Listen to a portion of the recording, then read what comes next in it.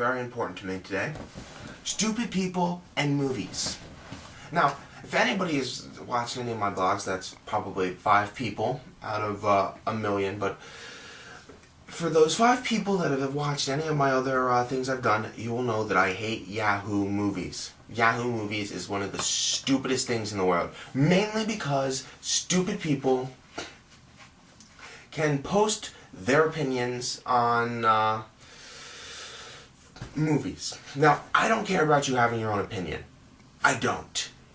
Opinions are great to have amongst friends, family, and anybody else. But when you're going to post them online in reviews as if you have any credentials to review a movie, you know what? You can go to fucking hell right now.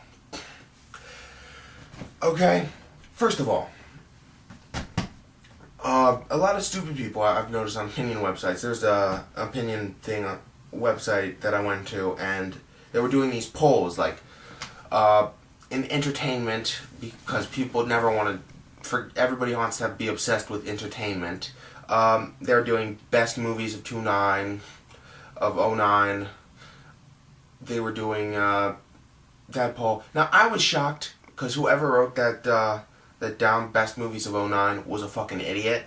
Because it had Transformers on it, it had X-Men's Origins on it, it had New Moon on it, it had Harry Potter on it. Guess what it didn't have on it? Inglourious Bastards, Invictus, these are just 2. It didn't have Up. Now, Up was an animated movie, but at least it's going to the Golden Globes for fucking Best Animated Feature. Which is more than I could say for any of the movies that were labeled on there. Yeah, Paranormal Activity, I don't care how much the fans liked it. It's not going to the Golden Globes either. At least I'm pretty sure of that. But, you know, I don't care if you like these movies. I like Paranormal Activity, and I usually hate horror films. Granted, I didn't think it was the greatest film I've ever seen. I'm a big fan of The Evil Dead, but it was good. But New Moon, their fans are the biggest idiots of them all.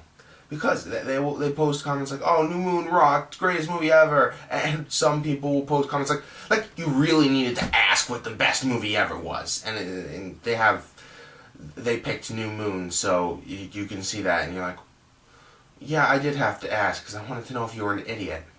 Now, like I said, you can like New Moon. It's by no means good. It actually has really bad reviews, a majority of really bad reviews.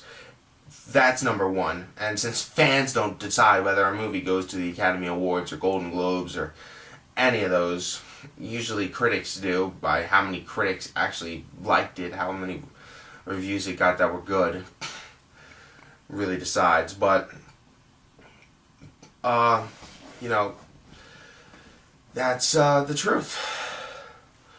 That New Moon fans are stupid. Because, yeah, a lot of them, and Harry Potter fans too, a lot of them seem to think that their movies are going to the Academy Awards. They're not. First of all, Harry Potter is not going to the Academy Awards. I don't care if you like it.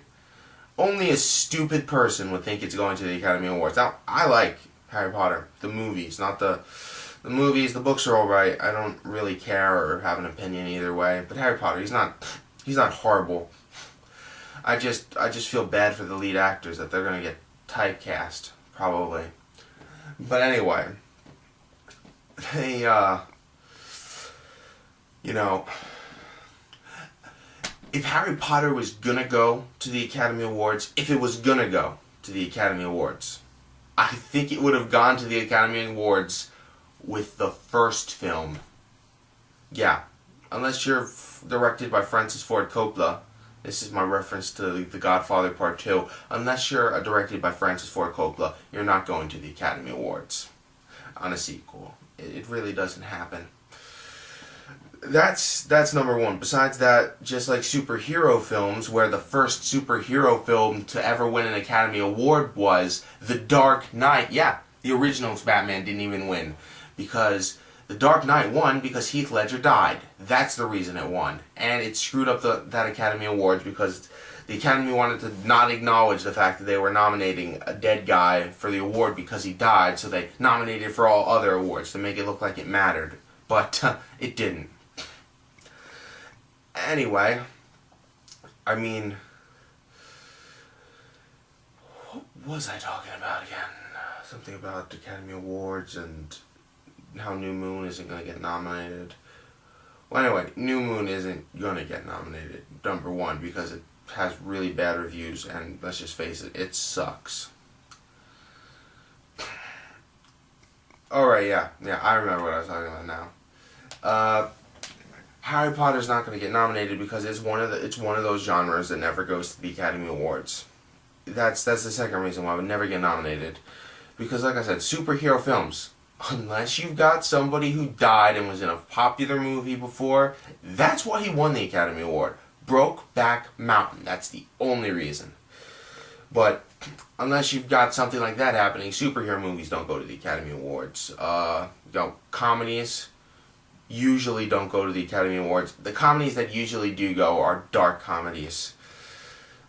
These are the genres that never really go to the Academy Awards. Similarly, New Moon would never go to the Academy Award. Though, we gotta be honest. I gotta be honest. Avatar is going to the Golden Globes, which is pretty surprising. So it must be a good movie. But, I mean, the thing is,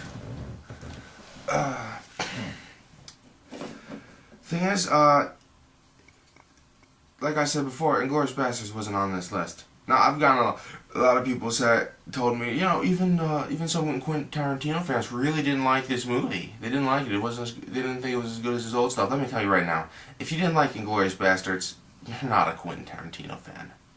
Yeah, I can fairly say that you're not a Quentin Tarantino fan. No, if you don't like Four Rooms, that's understandable. If you don't like From Dusk Till Dawn, that is understandable. Inglourious Basterds is the same damn thing as his original films, as his more out there films. So if you're into one or the other or both, you should like Inglourious Basterds. First of all, it's got a very strong female character who's engulfed in this plot of revenge. Secondly, multiple storylines all converging on one central plot while never meeting each other.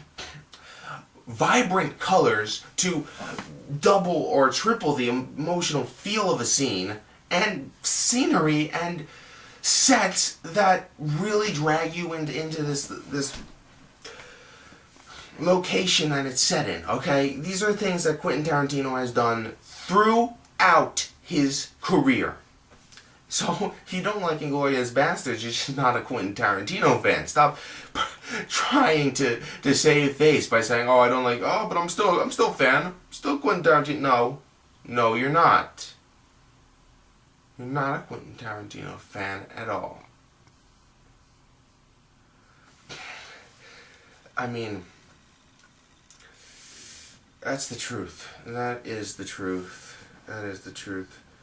I could also imagine Invictus going on to win a few Golden Globes. Like, I'm a little nervous because Invictus and Inglourious Basterds are up for the same awards. Now, Quentin Tarantino hasn't gone to the Golden Globes in 15 years, so I think that's got to count for something. But back to the Heath Ledger incident, Gran Torino, Clint Eastwood's directed movie, was basically shoved out of the Academy Awards when, let's just be honest, it deserved to go up in Golden Globes, Academy Awards for both Best Director and Best Actor for Clint Eastwood because he was incredible. But since he got screwed over by Heath Ledger, I'm sure they're going to take that into consideration as well. So either one of them can win, but